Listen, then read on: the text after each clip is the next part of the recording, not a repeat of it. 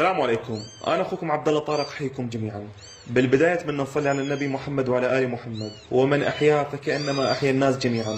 تشوفون هاي القطط المسكينة حديثة الولادة، عثر عليها شاب هو وأمه بالصدفة بالشارع يصارعون الموت بدون مأوى يحميهم، مرمية القطط بدون أمهم.